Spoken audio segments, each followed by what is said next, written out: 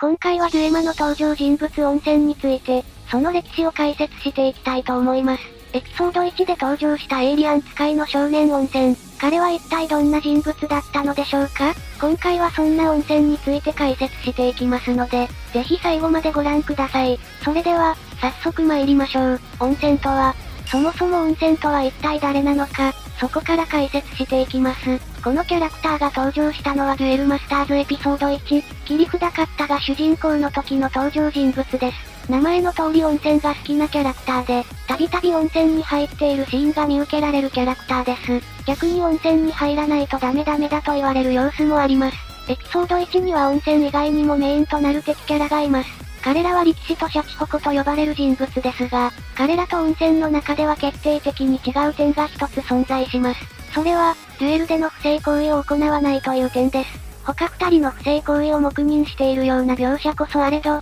温泉本人が不正行為に加担することはありませんでした。それは、彼自身が自分のデュエマの腕に自信を持っていて、かつその自信に見合うだけの実力が彼にあったためです。劇中でも主人公のカッターを追い詰めるなどの功績を残しており、その腕前は作中屈指のものとなっています。彼が使うデッキは水闇比が中心のエイリアンデッキ、いわゆるビートダウンと呼ばれるデッキタイプです。他の二人は、超次元を利用したコントロールデッキや、劇中でも粘り勝ちするようなデッキを使用していたため、目新しく攻撃的な温泉に魅力を感じた人も多いでしょう。そんな温泉ですが、実はこの攻撃的な性格には理由があり、なんとエイリアンクリーチャーと契約を交わしていて、それがないと貧弱で弱々しい体になってしまうのです。この契約しているクリーチャーを紹介します。極楽温泉ガローズ。火と水のコスト7のクリーチャーです。効果ですが、まず自分のマナに水のカードが3枚あれば、このクリーチャーはシールドトリガーを得ます。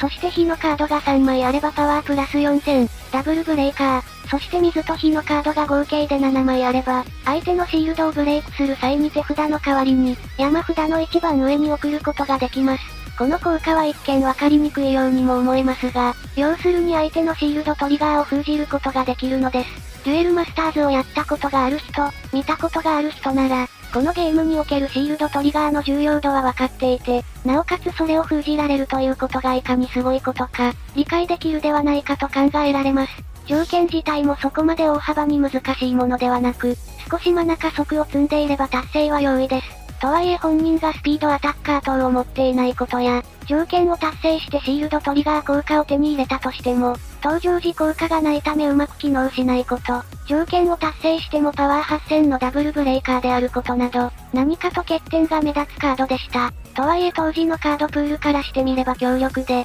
特定のデッキに1枚刺すと仕事をする、というケースが多いです。激沸騰温泉ガローズ。続いて紹介するのは激沸騰温泉ガローズ。火と水のコスト7のサイキッククリーチャーです。初心者さんや復帰勢の方に軽く説明させていただくと、サイキッククリーチャーというのはいわゆる両面カードで、その性質からデッキには入れず別の場所に置いておきます。これを超次元ゾーンと呼びます。超次元ゾーンからサイキッククリーチャーを場に出すには、超次元呪文と呼ばれる、名前に超次元とつく呪文を唱え、その条件に合うカードを選んで場に出す必要があります。超次元ゾーンは何かとややこしいルールの一つなので、早いうちに慣れておくと良いでしょう。さてそんな激沸騰温泉ガローズの効果ですが、自分の火か水の進化ではないクリーチャーが召喚して出た時、そのクリーチャーを表向きの状態で自分の山札の一番上に置けます。そうした場合、そのクリーチャーを山札の一番上から、バトルゾーンに出すことができます。一見すると、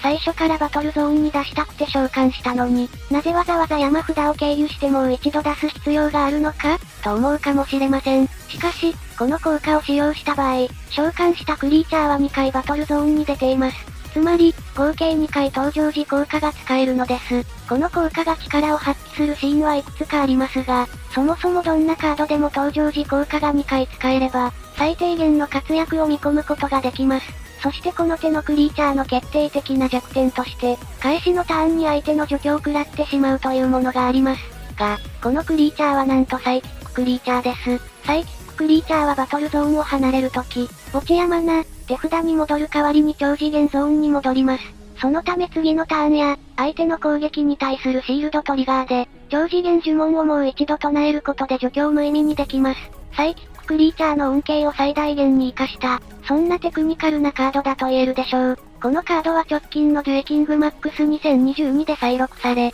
お手頃な価格でシングル販売されています。これを機に一度手に取ってみてください。視界流、ガローズデビルドラゴン。続いて紹介するのは同じくサイキッククリーチャーの、視界流ガローズデビルドラゴンです。こちらのクリーチャーはサイキッククリーチャーの中でも、特に特殊なサイキックスーパークリーチャーです。具体的に何がスーパーなのかというと、先ほど紹介した激沸騰温泉ガローズなどは、超次元呪文さえ使用できれば場に出すことができました。しかしサイキックスーパークリーチャーは、超次元呪文では場に出すことができないのです。ではどのようにして場に出すのかというと、特定のサイキッククリーチャーのみが持つ能力である、サイキックリンクを使用します。サイキックリンクは特定のクリーチャー3体が場にあると、それらが合体して1体の巨大なクリーチャーに変化する仕組みです。条件が難しい分完成すると圧倒的なパワーを誇り、その能力の高さから場に出た時点でゲームが決まるほどです。そんなサイキックスーパークリーチャーの1体である、この視界流ガローズデビルドラゴン。その効果は、まず攻撃時に相手のクリーチャーを2体選び、それらを持ち主の手札に戻すという能力。そして相手はコストを支払わずにクリーチャーの召喚や、呪文の詠唱が行えなくなるという能力です。一見するとよくある対策カードのように見えますが、なんとこの効果は相手のシールドトリガーも封じます。これにより、攻撃時効果で相手のブロッカーをどかしつつ、自分は安全に相手のシールドをブレイクすることができるのです。しかもこのクリーチャーはトリプルブレーカーなので、攻撃性能も申し分ないものとなっています。加えて、サイキックリンクは一部を除いて召喚酔いがないため、実質的にスピードアタッカーのように運用できます。場に出たら圧倒的な制圧能力で勝利まで繋げる、そんなカードがこのガローズデビルドラゴンです。絶対絶命、ガローズ極ドラゴン。最後に紹介するのは絶対絶命ガローズ極ドラゴン。こちらも同じくサイキックスーパークリーチャーです。このカードもサイキックリンクによって場に出ますが、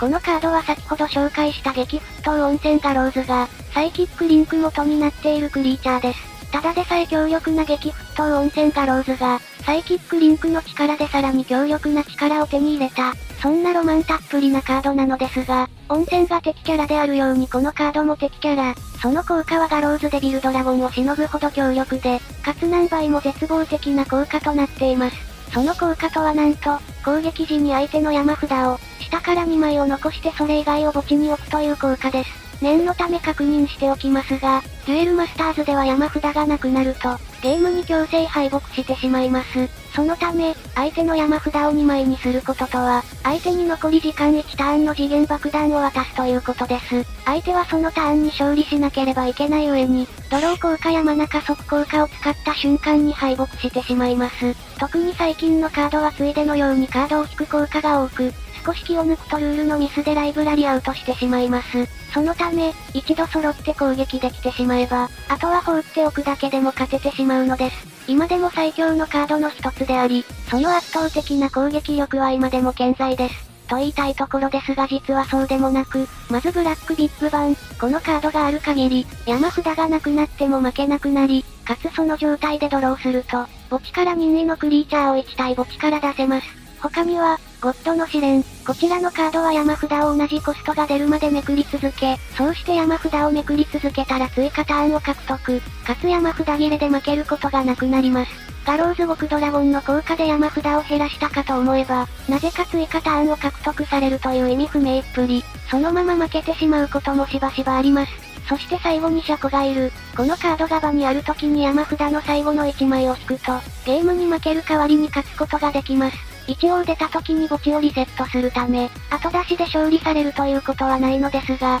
相手の場にシャコがいる状態で攻撃すると、相手へのダメージのはずが自分が瀕死になります。よっぽどのことがない限りそんなミスは起こりませんが、どちらにせよ極ドラゴンが腐ってしまうのは事実です。これが今のデュエルマスターズの恐ろしさです。今回は、サムネにもなっている温泉とそのカードについて、小ネタを交えながら紹介してきました。皆様のコメントお待ちしております。ここまでご視聴いただき、ありがとうございました。よかったらチャンネル登録や高評価で、応援よろしくお願いいたします。